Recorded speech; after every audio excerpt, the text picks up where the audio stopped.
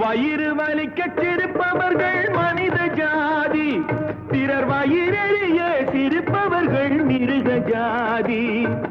மனிதன் என்ற போர்வையில் மிருகம் வாழும் நாட்டிலே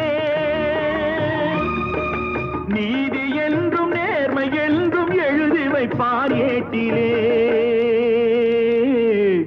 எழுதி வைப்பார் ஏட்டிலே.